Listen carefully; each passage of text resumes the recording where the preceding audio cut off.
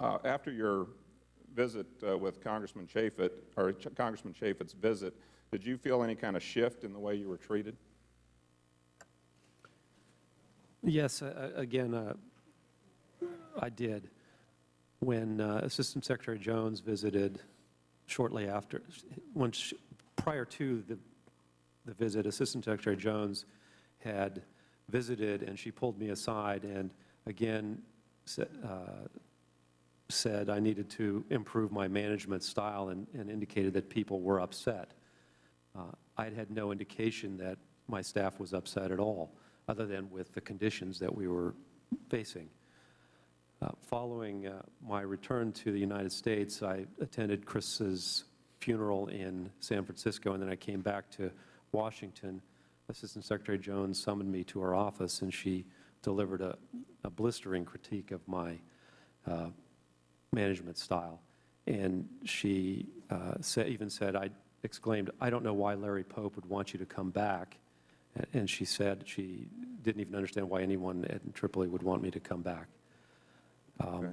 But yet, right after the attack and before the attack, you had all kinds of praise for your leadership. You got a call from Secretary Clinton. You got a call from the President praising you for your service and how you handled things. Was there a seminal moment in your mind to when all this praise and appreciation turned into something else?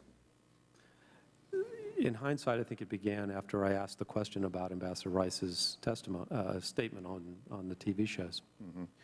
And, you know, anyone listening to this hearing today, if they don't have questions, I mean, there was some comment made about, well, there was a few people in Libya that had a problem with this YouTube video, but the overwhelming evidence is that this was a terrorist attack. Everybody knew it. But it was unfounded. I felt like I'd been tried and convicted in absentia. And, but I decided I was going to go back and try to redeem myself in Tripoli. What is your job right now? What is my job? I am a Foreign Affairs Officer in the Office of Global Intergovernmental Affairs. Okay. A far cry from where you were and your level of capabilities. Yes, sir. Yeah. So when you came to jump to the conclusion that this was a protest due to a YouTube video, I think we all know that's not true, and I think we all need to find the answer to that. Thank you. And of course. Could I just clarify? The job that I have right now, between my curtailment and my finding of this job that I have now, I had no meaningful employment.